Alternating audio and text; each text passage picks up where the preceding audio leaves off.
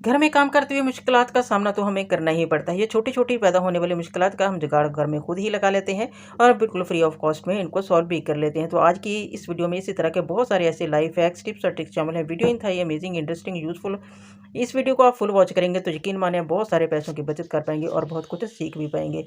तो इस सब के लिए आप सबसे रिक्वेस्ट है कि मेरे चैनल को जल्दी से सब्सक्राइब कर दें, वीडियो को लाइक कर दें और साथ ही साथ बेल आइकन को भी प्रेस कर दें ताकि मेरी नई आने वाली हर वीडियो को नोटिफिकेशन सबसे पहले आपको मिले।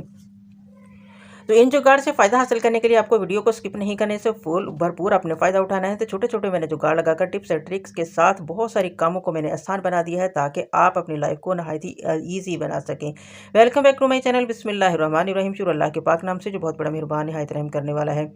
अस्सलाम वालेकुम, कैसे हैं आप सब लोग? उम्मीद है अल्लाह ताला के फज़ल करम से ठीक ठाक होंगे, ज़बरदस्त होंगे। अल्हम्दुलिल्लाह मैं भी ठीक हूँ। तो बिना टाइम वेस्ट किए वीडियो को स्टार्ट करते हैं।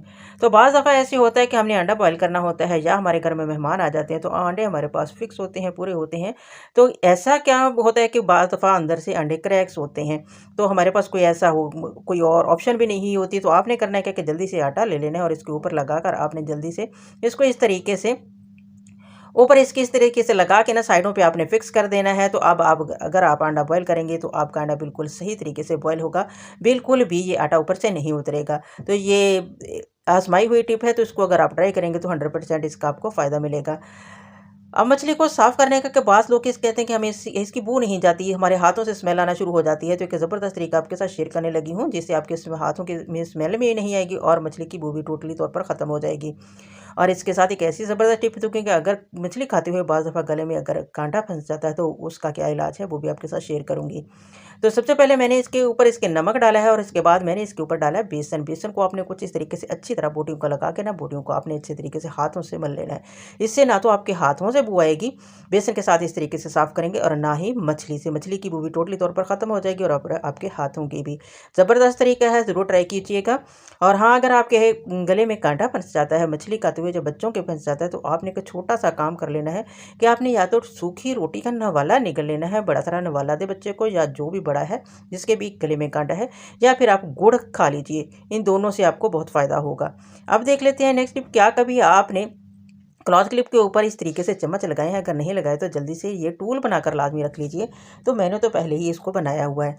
ये देखिए इस तरीके से अब मैं आपके साथ शेयर कर रही हूँ कि ये इसका बहुत हमें फ़ायदा है। 2 तरीके से ये फ़ायदा देता है, तो दोनों तरीके मैं आपके साथ शेयर करने लगी। एक तो ये, जब हम अंडे को बॉयल करते हैं तो पानी बहुत गर्म होता है, उससे अंडे को निकालना मुश्किल होता है, आसानी के साथ इसके साथ निकाल लेते हैं। और हाँ, अगर जल्दी ही से अंडे को हमने छीलना भी है, अंडा बहुत ज़्यादा गर्म है, तो इसी को आपने कुछ इस तरीके से टैप टैप करना है और साइडों से इसके छिलके टोटली तौर पर उतर जाते हैं। 2 चम्मच ले लीजिए जिस तरीके से वीडियो में शो हो रहा है।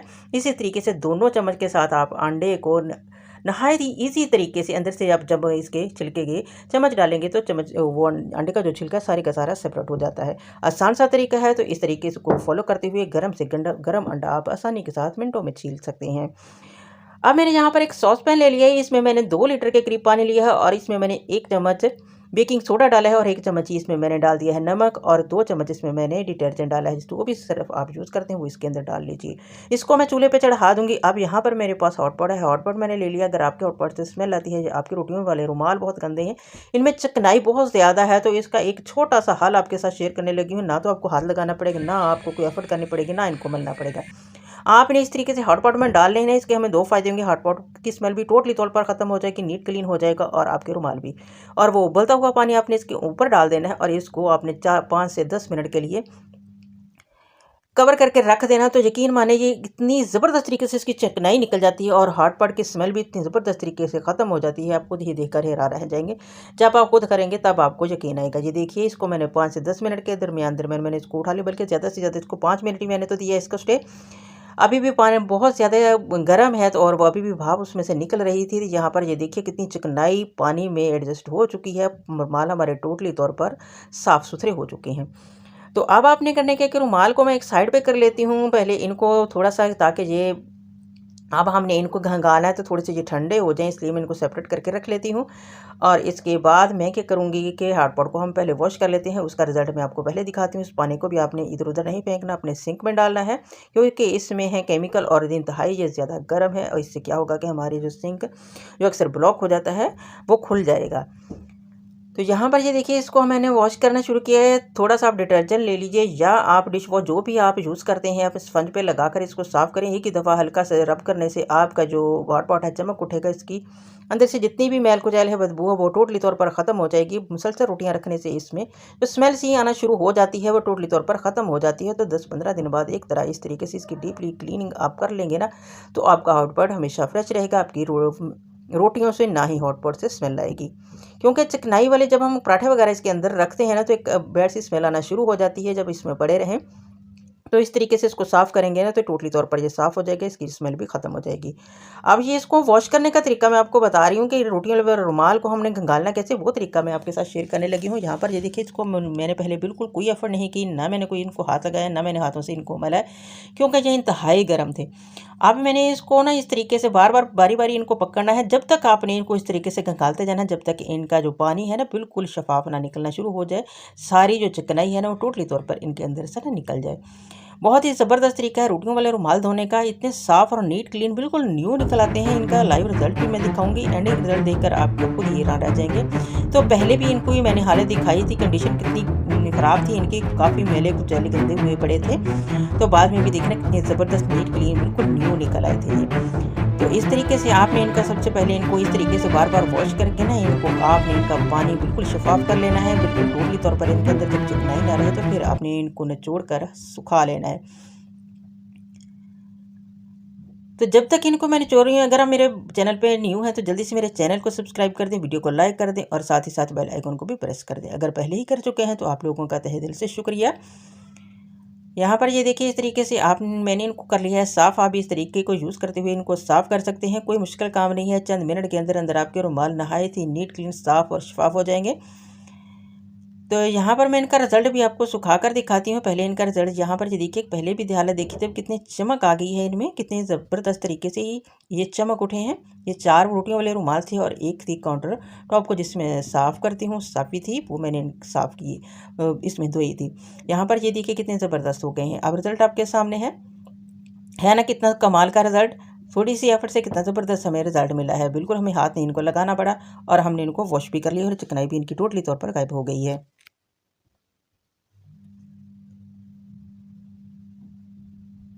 तो इस तरीके को यूज़ करते हुए आप भी अपने रुमाल को ज़बरदस्त तरीके से नीट क्लीन बना सकते हैं। अब यहाँ पर मैंने एक बड़ा बर्तन ले लिया है जिसमें कम से कम 15 से 20 लीटर पानी आ जाए।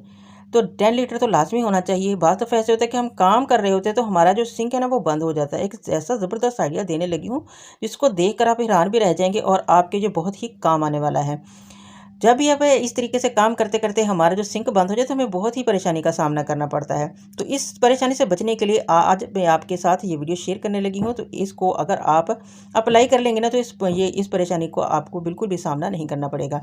आपने करने की कास्टिक सोडा है मेरे पास। ये कास्टिक सोडा बहुत ही ज़बरदस्त चीज़ है सिंक को साफ़ करने के लिए, बंद सिंक को खोलने के लिए, क्योंकि बड़ी बड़ी फैक्ट्रियों के जब पाइप बंद हो जाते हैं ना तो वो कास्टिक सोडा यूज़ करते हैं, उनमें डालते हैं। तो मैं तो इसको ना 1 केजी मंगवा कर रख लेती हूँ, 6 महीने मेरे निकल जाते हैं। जब भी हल्का सा जो बंद होता है तो इसमें मैं लाजमी ये तरीका यूज़ कर लेती हूँ, तो वो फ़ौरन से खुल जाता है।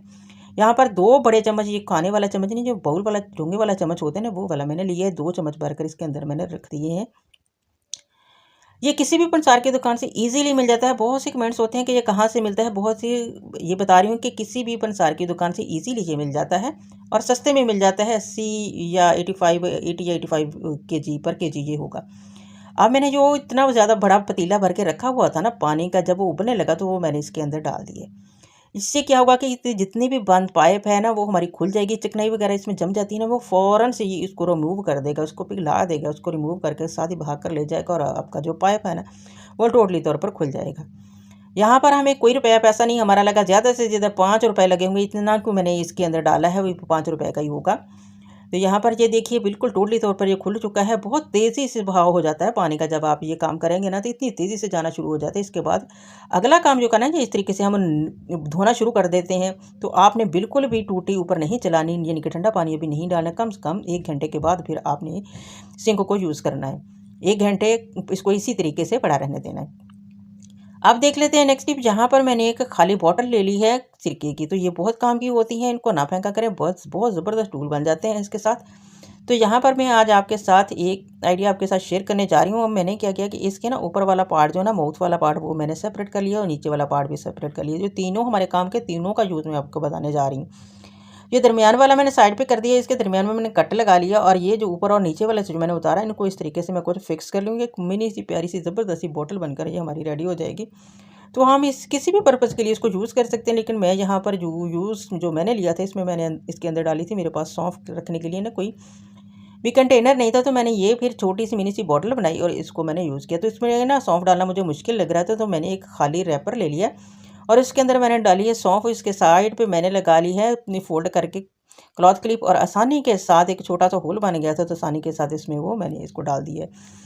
ये छोटी छोटी टिप्स हैं जिनको यूज़ करके हम अपना अप्लाई करके अपनी लाइफ को ना ईजी बना सकते हैं। अगर मैं हाथ से डालती रहती तो टाइम भी बहुत ज़्यादा लगना था और ये इधर उधर गिरती भी रहनी थी। अब जो दरमियान वाला पार्ट बच गया, उसकी ये वाली फाइन लाइंस मैंने के ऊपर से काट कर ना इसकी छोटी छोटी स्ट्रिप्स बना लूँगी ना। ये मेरे पास 6 आ गई थी, इनको मैंने जब इनकी कटिंग की ना तो ये 6 बन गई थी। तो ये काफ़ी थी मेरे लिए। तो इनको ना साइडों पे पहले मैंने कुछ इस तरीके से ना फोल्ड कर लिया था, ताकि इनकी फोल्डिंग ना अच्छे से हो जाए और इक्वल हो।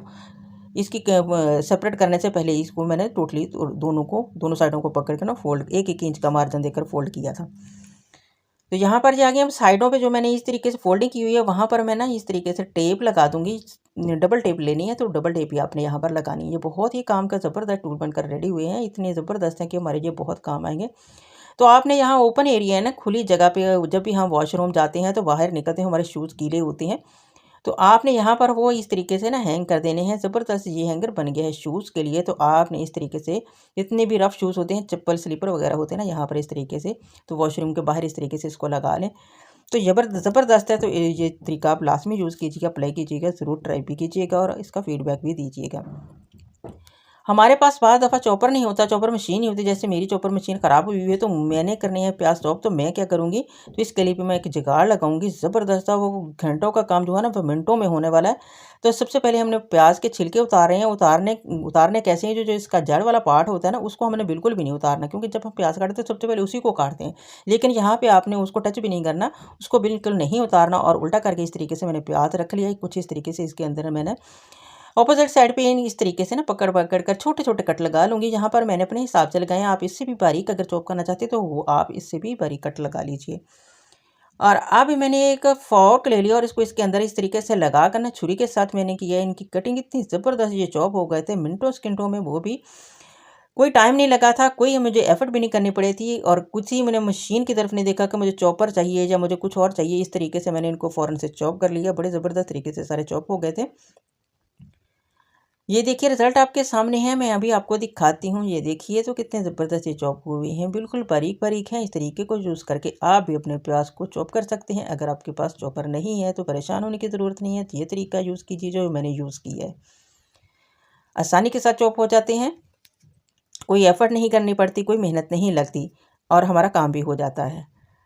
तो यहाँ देखिए कि मैं एक छोटी सी रेसिपी आपके साथ शेयर करने लगी हूँ पकौड़ा की। तो यहाँ पर मैंने आलू ले लिया, उनको मैंने चिप्स की तरह काट लिया, जैसे हम चिप्स बनाते हुए काटते हैं ना वैसे ही, लेकिन साइज़ मैंने छोटा रखा है। और वही प्याज जो मैंने चॉप किए थे वो इसके अंदर डाल दिए हैं और साथ में मैंने डाल दिए पालक। पर में कुछ मसाला जाते हैं जिसमें अजवाइन है, कलवंजी है, ज़ीरा है, चिली फ्लेक्स है और साबुत धनिया था साथ है, थोड़ी सी सौंफ और नमक अपने हिसाब से मैंने ऐड किया है, आप अपने हिसाब से इसमें ऐड कर सकते हैं। अब एक और टिप देती चलूँ कि जब भी हम कंटेनर से बेसन वगैरह या मैदा वगैरह निकालते हैं तो आपने बीटर को कुछ इस तरीके से अंदर डाल के घुमाना है, तो बहुत सारा इसमें इस तरीके से ऐड हो जाता है।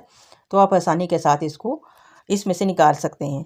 यहाँ पर मैंने एक अंडा इसके अंदर ऐड किया और साथ में मैंने ले लिया कॉर्नफ्लोर। कॉर्नफ्लोर का 1 चम्मच इसके अंदर मैं ऐड कर दूँगी। इससे हमें क्या फ़ायदा हो कि हमारे जो पकौड़े हैं बहुत ही क्रिस्पी बनेंगे। अंडे का ये फ़ायदा होगा कि अंदर से हमारे पकौड़े हैं जो वो सॉफ्ट होंगे, वो नरम होंगे और बाहर से क्रिस्पी होंगे।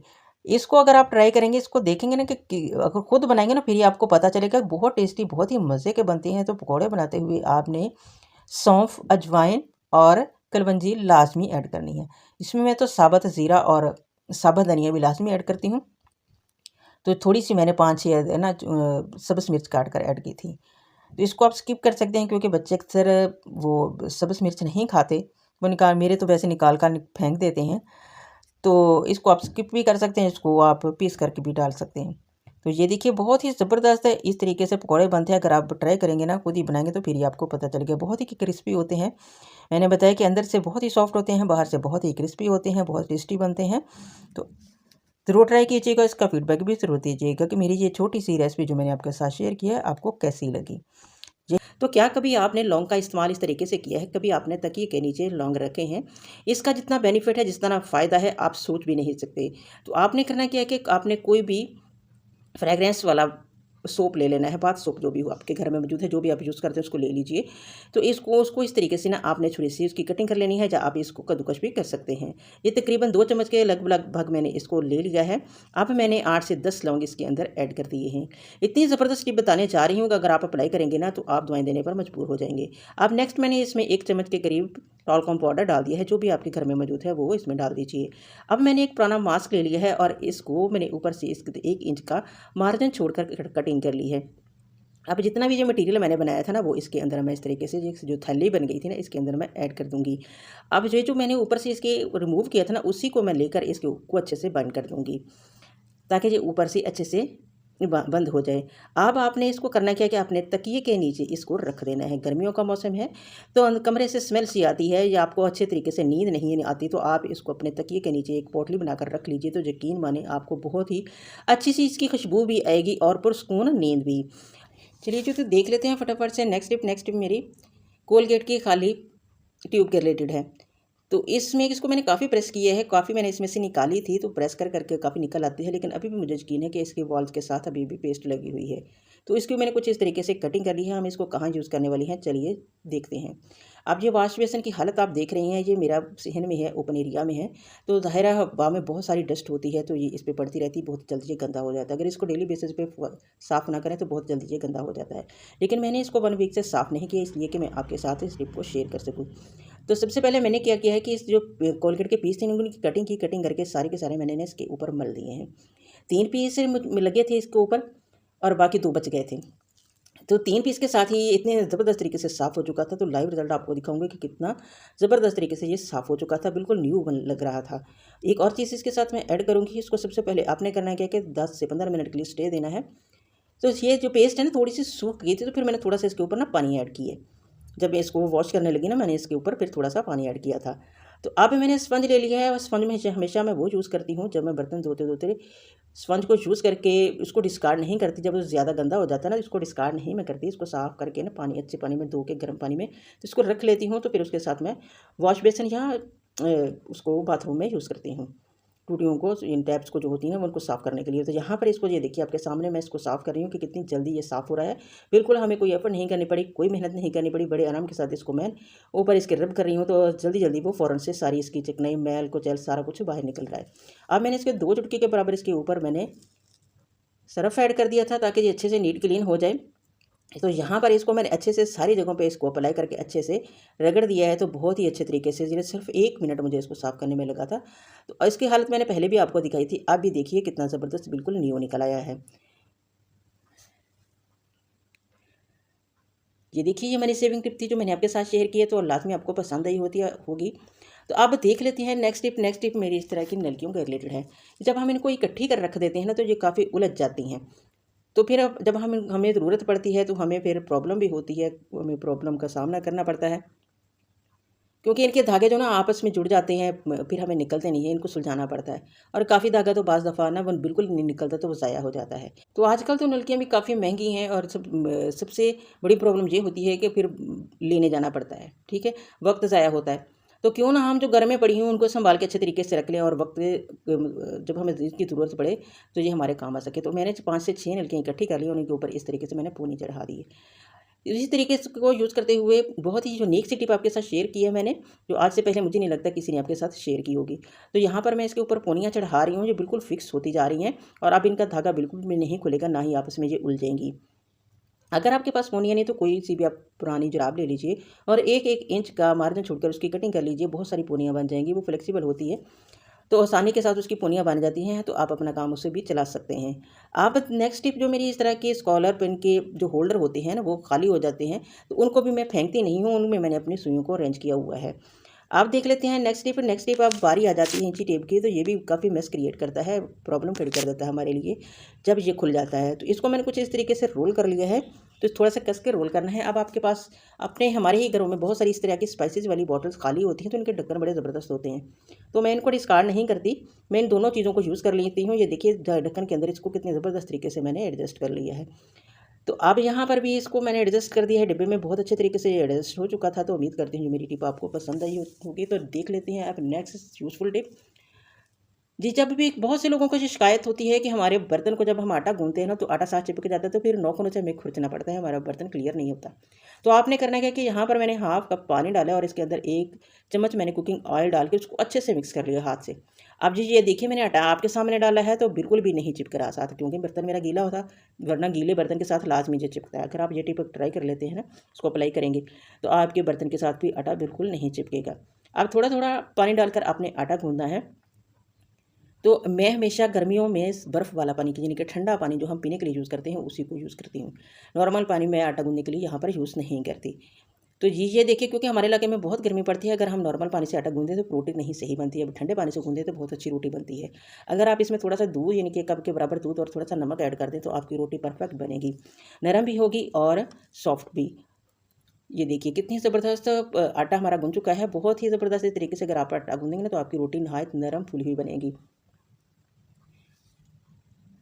और बर्तन भी हमारा ये देखिए बिल्कुल क्लियर है, बिल्कुल हमारे बर्तन को आटा नहीं लगा। आपके सामने है, मुझे बिल्कुल भी बर्तन को नाखूनों से नहीं खुरदना पड़ा, बिल्कुल साफ़-सुथरा है हमारा बर्तन। ये देखिए, अभी आपके सामने मैंने आटा गूँधा है और बर्तन बिल्कुल हमारा क्लियर है। तो उम्मीद करती हूँ मेरी टिप आपको पसंद आई होगी। अब देख लेते हैं नेक्स्ट टिप। नेक्स्ट टिप मेरी बुक्स के रिलेटेड है, उन बच्चों के रिलेटेड है जो बुक्स पढ़ते हैं। तो ऐसे ही बुक पढ़ते-पढ़ते जब उठ के चले जाते हैं ना, तो इसका पेज बंद हो जाता है। बुक बंद हो जाती है, तो फिर जब वापस आते हैं ना, तो उसको निकालने में उनको दुश्वारी पेश आती है। तो एक छोटी-सी टिप देने लगी हूँ कि मैंने यहाँ पर 2 पेपर क्लिप ले लिए हैं, और जब भी अपने बच्चों को दे दीजिए, जब भी वो उठें पढ़ते हुए, तो उनको इस तरीके से ना लगा दें उसी पेज पे। तो इस तरीके से ना पेज ढूँढने में आसानी रहेगी, पेज गुमेगा नहीं। जहाँ भी लगाएँगे, जैसे ही बुक खोलेंगे, वो पेज सामने आ जाएगा। तो उनकी जो प्रॉब्लम थी ना, वो सॉल्व हो गई है, जिस प्रॉब्लम का उनको सामना था। तो छोटी-सी टिप थी, उम्मीद करती हूँ पसंद आई होगी। अगर आपके पास ये पेपर क्लिप नहीं है, तो आप हेयर पिन का भी यहाँ पर यूज़ कर सकते हैं। अब देख लेते हैं नेक्स्ट टिप, वो भी बहुत ही कमाल की है, जो आज मैं आपके साथ शेयर करने जा रही हूँ। तो यहाँ पर जब ये देखिए, जब हम बैठकर पोछा लगाते हैं ना, तो हमारी कमर में, वो औरतें जिनकी कमर में पेन होता है, बाँस औरतें बैठकर पोछा नहीं लगा सकती। बैठकर पोछा लगाने से कमर में पेन आ जाता है, हमारे घुटनों में पेन आ जाता है, और वैसे भी थकावट महसूस होती है। तो इससे बचने के लिए आज मैं एक ज़बरदस्त टिप आपके साथ शेयर करूंगी, जिससे ना सिर्फ आपका वेट रिड्यूस होगा, बल्कि आपके कमर का पेन जो है ना, वो भी काफ़ी हद तक बेहतर हो जाएगा। तो इसके लिए आपने करना क्या है, इस टिप को फुल वॉच करना है और इसको अप्लाई करना है, तभी आप इससे बेनिफिट ले सकेंगे। तभी आप, अगर आप इसको फुल वॉच कर लेते हैं ना, तो यकीन मानिए मुझे दुआएं देते थकेंगे नहीं। इतनी ज़बरदस्त टिप आज आपके साथ शेयर करने जा रही हूँ, तो मैं खुद इसको यूज़ करती हूँ, खुद अप्लाई करती हूँ। 100% ये वर्क करती है, बहुत मुझे इसका बेनिफिट मिलता है, क्योंकि मेरे से बैठकर पोछा नहीं लगता। तो मैं इसी तरीके से पोछा लगाती हूँ। तो सबसे पहले मैंने क्या किया कि शूज़ ले लिए, रफ़ शूज़ आप ले लें, और इसको, जो भी आप कपड़ा यूज़ करते हैं, टॉवल यूज़ करते हैं, जो भी यूज़ करते हैं पोछा लगाने के लिए, उसको बिछा लेना है, और उसके कोने पकड़ कर ना कुछ इस तरीके से आपने क्लॉथ क्लिप की मदद से ना बाइंड कर लेने हैं। ये देखिए, जैसे ये मैंने किया। अब आपने दूसरे 2 कोने भी पकड़ने हैं, और ये आगे वाली साइड पे यहाँ पर इसको आपने लगा लेना है। इतनी ज़बरदस्त टिप है कि आप थकेंगे भी नहीं, आपकी कमर में पेन भी नहीं होगा, और आप पोछा भी पूरे घर में आराम से लगा सकेंगे, और इससे आपका वेट भी बहुत जल्द लूज़ होगा। तो ये देखिए कि इस तरीके से आपने शूज़ को पहन लेना है। अब शूज़ आपका कभी भी उतरने वाला नहीं है, और बड़े आराम के साथ जहाँ भी आप चाहें पोछा लगा सकते हैं। तो ये बहुत ज़बरदस्त टिप है, अगर आप इसको अप्लाई करेंगे, तो यकीन करें बहुत ही आपको फ़ायदा होने वाला है। जी, ये देखिए रिज़ल्ट आपके सामने है। अगर आपको मेरी ये टिप पसंद आ जाती है, तो इसको अपने प्यारों में लाज़मी शेयर करना है। आप सबसे रिक्वेस्ट है कि अगर मेरे चैनल पे न्यू है, तो जल्दी से मेरे चैनल को सब्सक्राइब कर दें, मेरी वीडियो को लाइक कर दें, और साथ ही साथ बेल आइकन को भी प्रेस कर दें, ताकि मेरी नई आने वाली हर वीडियो का नोटिफिकेशन सबसे पहले आपको मिले। और एक नन्ना मुन्ना सा प्यारा सा कमेंट भी लाज़मी कीजिएगा, और मुझे ये भी बताइएगा कि मेरी वीडियो आप कहाँ से देख रहे हैं। तो मिलेंगे नेक्स्ट वीडियो में, तब तक मुझे दीजिए इजाज़त। अल्लाह हाफ़िज़।